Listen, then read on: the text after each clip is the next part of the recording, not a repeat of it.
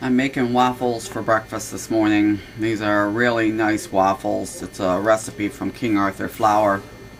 In my bowl I've got kind of a heaping quarter cup of brown sugar and 2 eggs that I've beaten together. You can use maple syrup instead of the brown sugar, but I like the flavor that the brown sugar adds. And in my measuring cup I've got 1.5 cups of milk and 6 tablespoons of butter that I've heated in the microwave until the butter is almost completely melted. It'll mix in. I'm going to slowly add some of this in and mix that in. I'm not going to add it all yet. I'm going to add just a little bit and start adding other ingredients. And this is a recipe you want to make ahead. It needs to sit at least 30 minutes. It can sit overnight. It does have yeast in it as well as baking powder, but it's not a real yeasty tasting. But as I said, it needs to sit at least 30 minutes, and they recommend overnight, but usually I only get it to set for about 30 minutes. Yep. I'm adding in a teaspoon, more or less, of vanilla. That's our homemade vanilla, which is getting down there, so I'm going to have to get some started because this really needs to sit ahead, so we'll be doing a video on that eventually. And just mix that in. I'm going to add a cup of flour,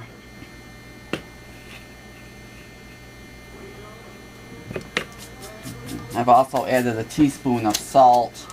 I'm going to add 1.5 teaspoons of yeast.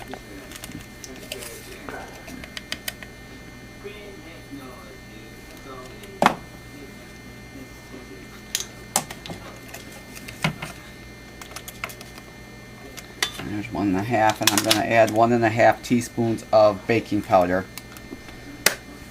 And then we'll all mix that all in, and then I'm going to alternate in adding the rest of the milk with another cup of flour.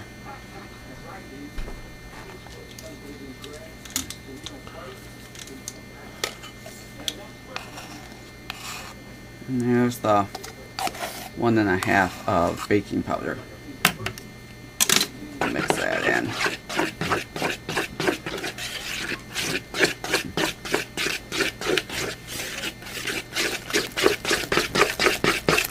And don't worry if there's a few lumps, it'll all clear out as you mix.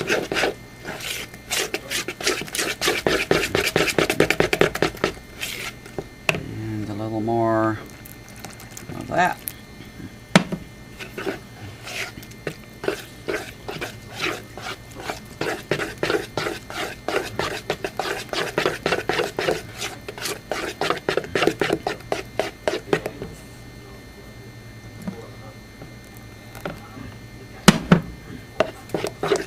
And 1 more cup of flour. You can use half whole wheat if you want.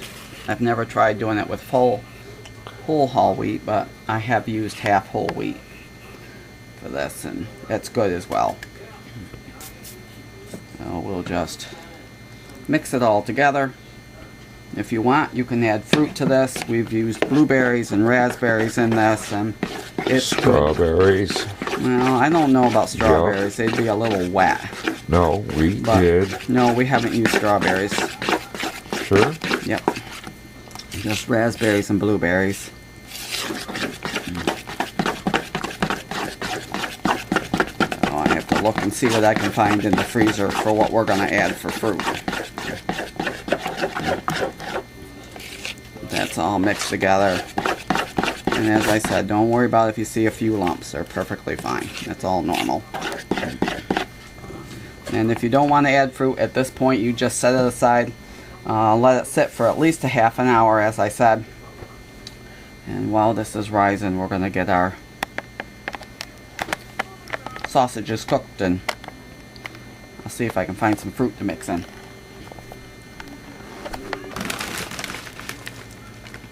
So I'm going to found some raspberries. I'm going to add in, about a cup more or less. No measurement to that. Just stir the frozen berries in and they'll thaw as they sit. And let's just do another handful here. And as they cook.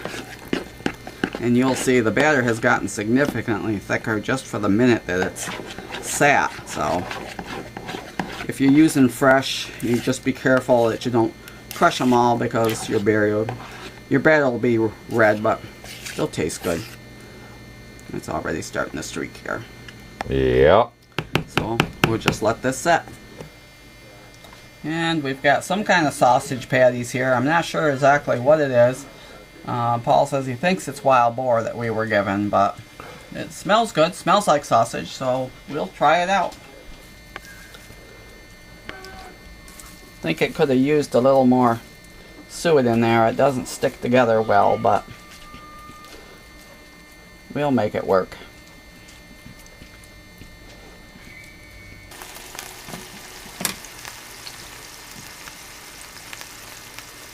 And the sausages are almost done. And I've got the waffle iron preheating.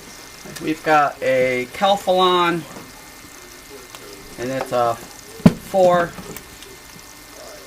waffler, and I love it.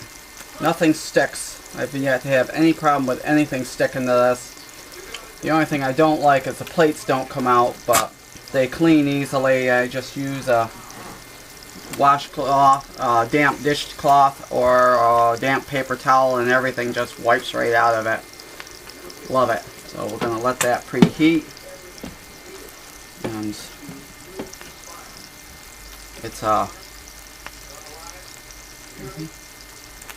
it's a Belgian style waffle iron, supposedly. They're supposedly to be a little deeper, but yeah, they're a bit thicker than your normal ones you get in the store. So we'll let that heat up. The batter's gotten quite thick. You don't stir this at all.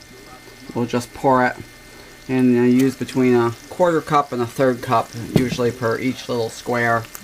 I don't measure it, I just pour it in until it looks good.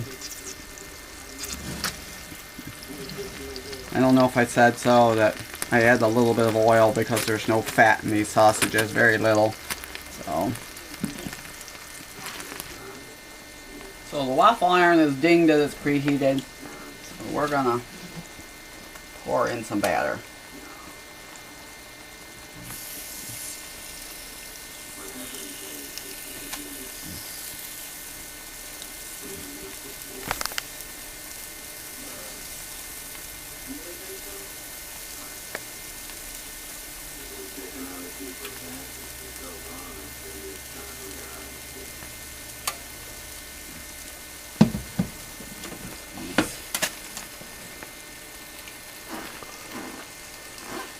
That should be good.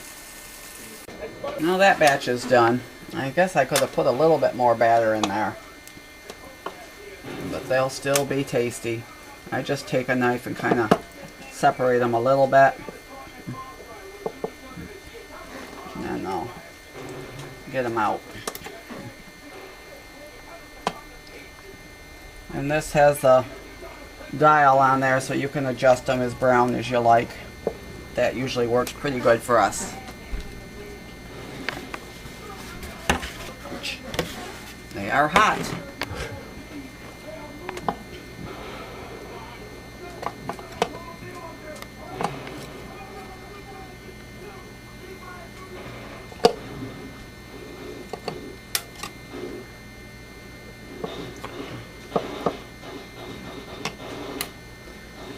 There's one.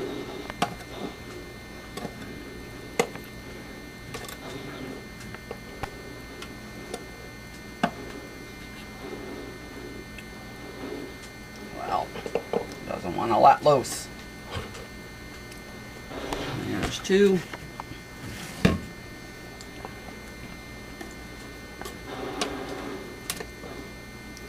There's three.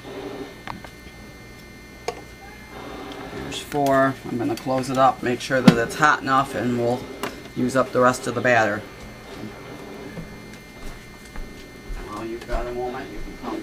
And there's the last batch. You should get about 8 waffles out of this. You see I filled it a little better this time, so they're a little more even. And we'll just take these out and set them aside and let them cool, and we're going to freeze these. So we'll have a breakfast where we don't have to cook the waffles, just reheat them. But they don't take long. It's an easy breakfast. There's really nothing to it. And they sure are tasty. With or without the berries, they are very good. Well, they've cooled off enough. I'm going to put them in a Ziploc baggie and put them in the freezer. I usually put wax paper or something in between them so they don't freeze. These do not reheat in a toaster. Normally what I do is I put them flat on a baking sheet in a 350-degree oven. And they'll take, usually I do them about 10 minutes with a piece of foil over them so they don't dry out. And then I flip them over and do them another 5 to 10 until they feel like they're hot. But they just don't reheat well in the toaster, even if they're not frozen. We got some nice pink blossoms. I doubt this video camera will catch them on those.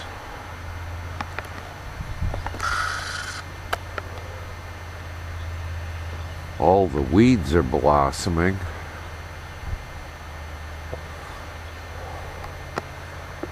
Our crabapple trees, well, I've got to pare them back.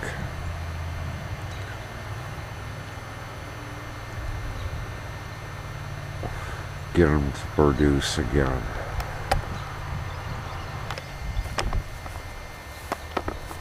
Neighbors across the street, the crabapple tree is blooming to beat the band, which is a good sign for apples this year.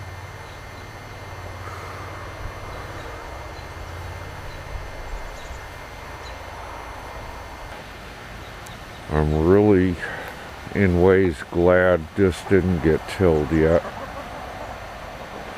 because I would have spent. Still waiting to get the gardens tilled.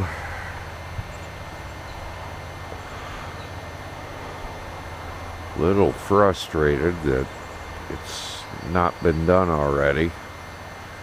Wanted to plant some beans and squash and peas out there, but well, we'll see what happens. Later. You don't say. Why don't you get off the deck? Ain't no food up there for you.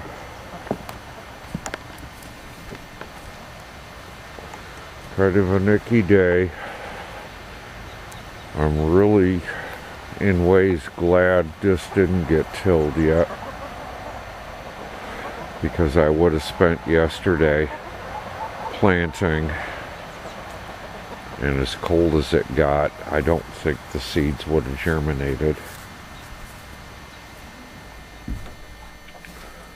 Oh well. And hello there, little lady. Nope, nothing yet. Okay.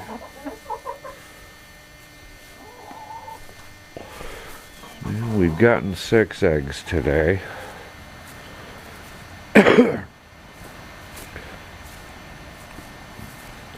Guess Mama's gonna make some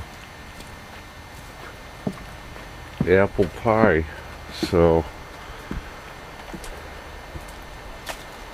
I guess that will conclude the weekend.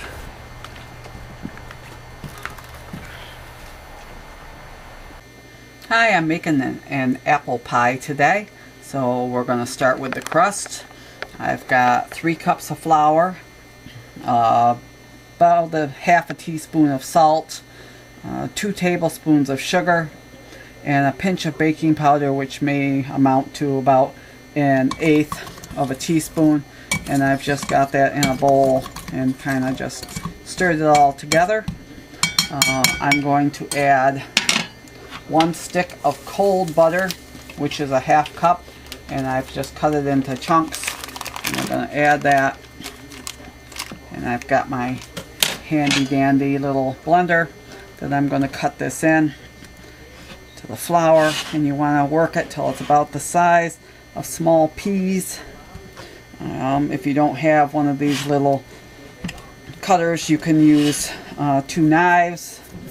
You can even use a fork if you need to. I try not to use my hands because I really don't want to warm up the butter. You want to keep that cold. And once I have this cut in, I'm going to add about a 1/4 cup of cold shortening. I put that in the freezer last night, and we'll cut that in as well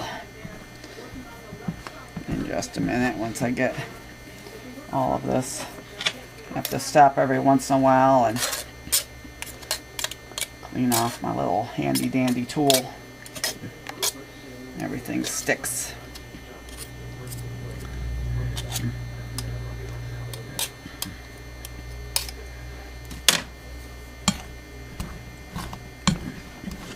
Need to, as you can, you'll just see it when we're done. Yep. And that was what? About a 1/4 cup of shortening.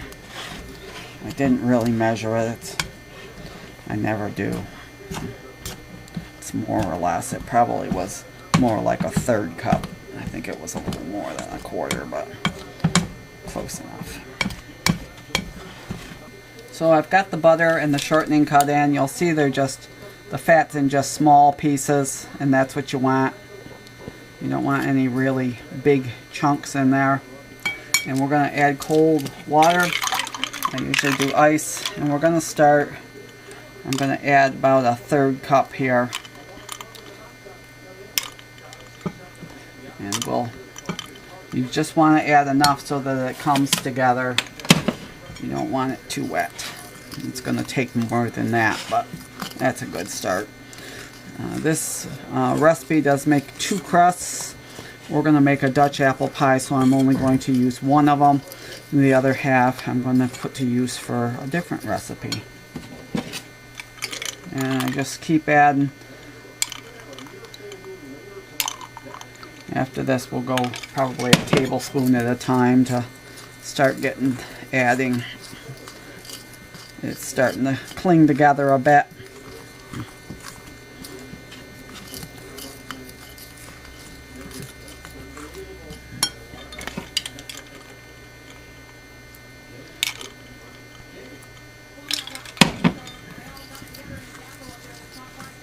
Just keep mixing the drier stuff down into it till it clings together.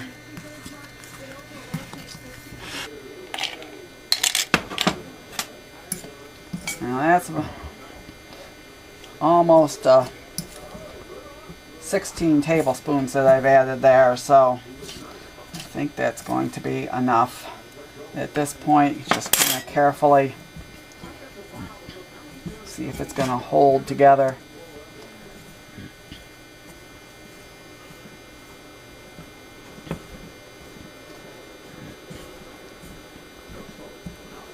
And it should.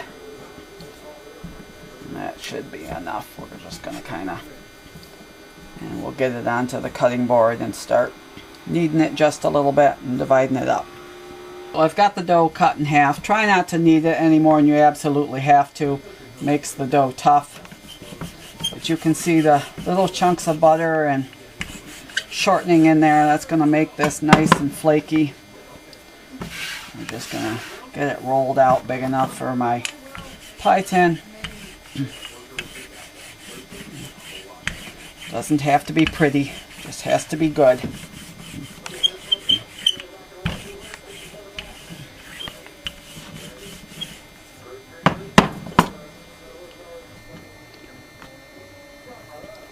Get some little more flour under there. It's starting to stick.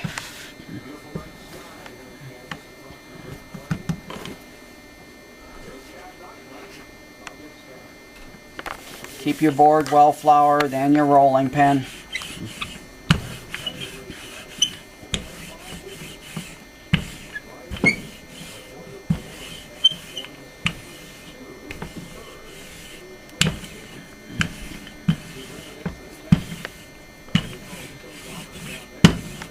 Let's see if we're big enough for our pie pan.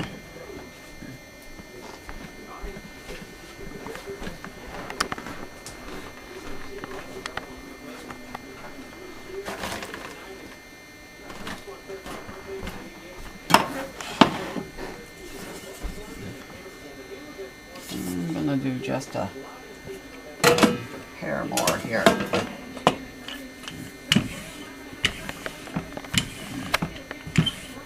That should be good. I'm going to spray my pie tin. Just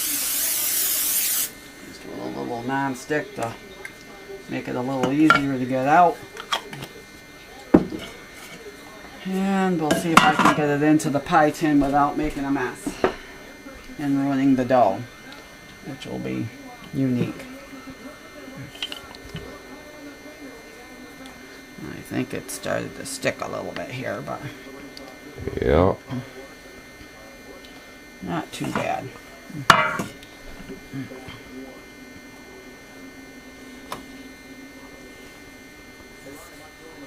Not bad. Just kind of ease your pie dough down in. You don't want to stretch it too much because it will just shrink back up.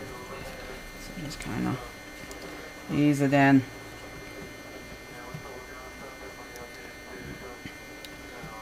I'm going to trim the edges just a little bit. Not too much because we'll need something to turn under. Just a little here around the long pieces.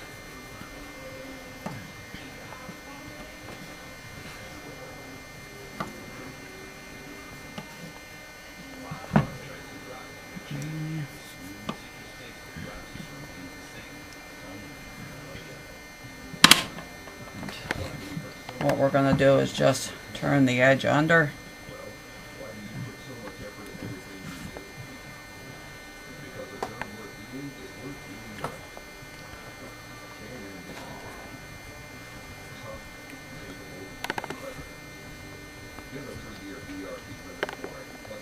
And you can do your edges however you want. You can just leave them like that. I like to flute them just a little bit. Thumb, finger, thumb in. And what I'm going to do is I'm going to put this in the fridge and let it chill while I get the filling ready. Apple peeling time. Okay, working on the filling. I've got the oven preheating to 425. I've got 7 Granny Smith apples that I've sliced fairly thinly. Well, that one's a little thicker. Most of them are about like that. I try to keep them fairly thin so that they'll cook quicker. I've got probably between 1/2 and 3/4 cup of sugar. I'm using Granny Smith's and they tend to be a little tart and we like our pie sweet. So I've got that much sugar in there. I've got around 1/4 cup, 1/4 to 1/3 cup of flour and about 2 tablespoons of cinnamon. And I'm going to mix this all together now. I can't tell you what I've got cup-wise, how many apples there are. I can just tell you that there was 7 and they were good-sized Granny Smiths. Some of the larger Granny Smiths that I've seen. Just want to try and make sure that everything gets a little coating. I'll pull my pie crust out of the fridge. It's not necessary that you refrigerate it, but I think it helps keep the butter chunks intact to make it a little more flaky. So try and get all the sugar and flour off the bottom. And that's a lot of apples. If it doesn't all fit, well, we'll do something else with the rest. So there's my crust.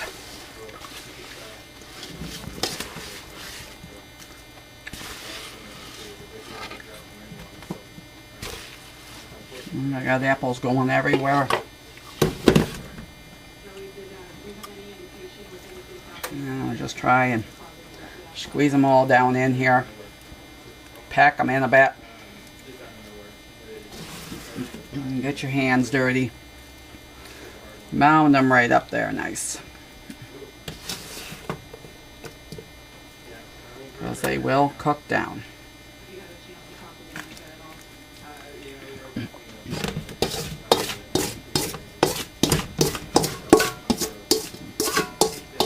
That's a lot of apples. But it'll be tasty. And this is going to go into the oven and bake. I think it's 15 minutes.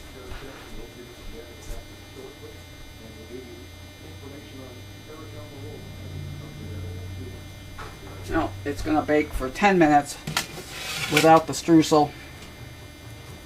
And hopefully the streusel will sit on top of all these apples. And while that bakes for 10 minutes, I'm going to cover it with a piece of greased foil. So the recipe says. I've not made this recipe before. And we'll make the streusel. I'm going to put a little bit of butter just over the top. Maybe, it says 2 tablespoons. I don't know if I've got 2 tablespoons there, but it'll be close enough.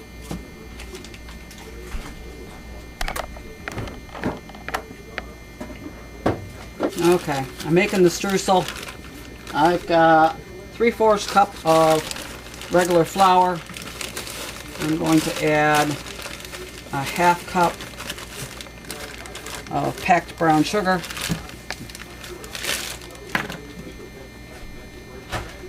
A 1/2 cup of oats. I like the old-fashioned oats. I think they add more chewiness. Yeah. 1/2 cup of that. And it calls for a 1/2 cup of cinnamon, but we really like cinnamon, so we're going to use probably a good teaspoon, if not a little more.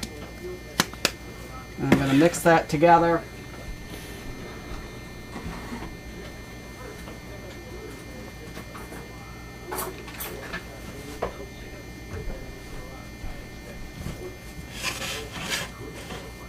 Get that all mixed together, and then we're going to mix in a 1/2 cup of softened butter.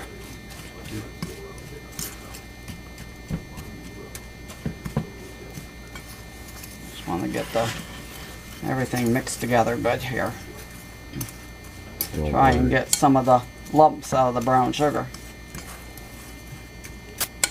Don't worry. That's a 1/2 cup? Yep. 1 stick is a 1/2 cup.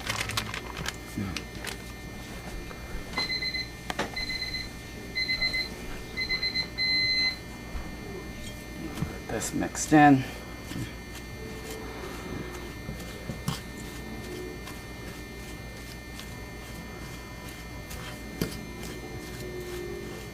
And you can use that little handy dandy cutter that I was using earlier, or just mash it in with a fork.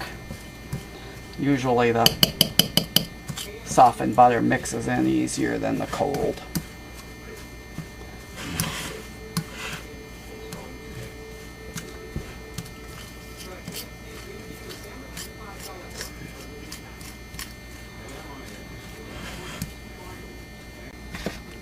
Okay, streusel's all mixed together.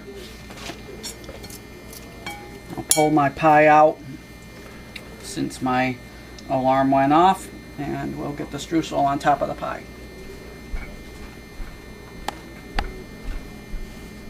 Okay, let's get that out.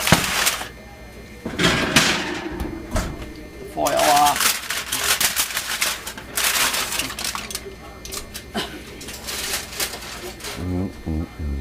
And we'll get the streusel on as best we can here.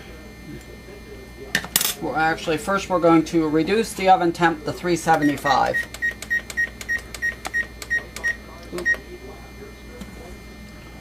And we'll kind of try and not make a mess everywhere like I always do.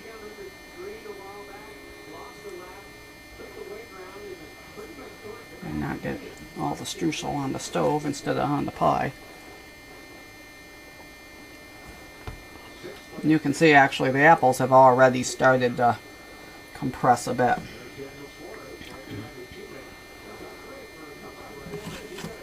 Just kind of use your hand to get it around the side a bit.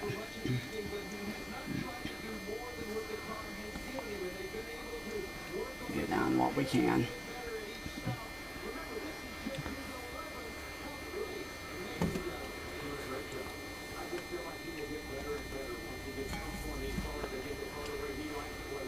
Just saw a bare apple. No, it's probably not going to cover everything completely.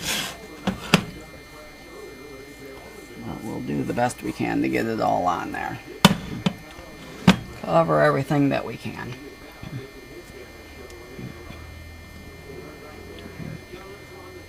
Mile high apple pie.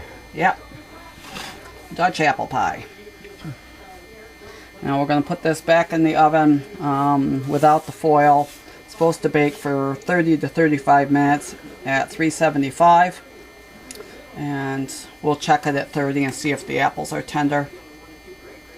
And keep an eye on it. If the crust gets too browned, you can lay the foil back over the top. We'll see you in a bit.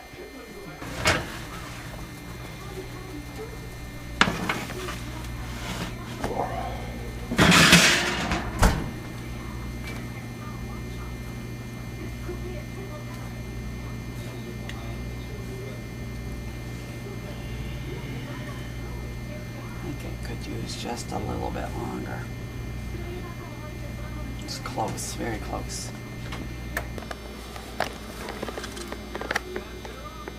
So I don't think I mentioned that I recommend putting your pie on a tray because it can boil over, and it did. It was not done at 30 minutes, which I didn't expect it to be as high as I piled those apples. It actually took a total of 1 hour and 15 minutes, and it's just coming out. I did cover it with foil for about the last 15 minutes because you can see the crust was really browning nicely, and it is now finally done. And that big pile of apples is done in the middle. So we'll let it cool and we'll have pie for supper tonight. Smells wonderful.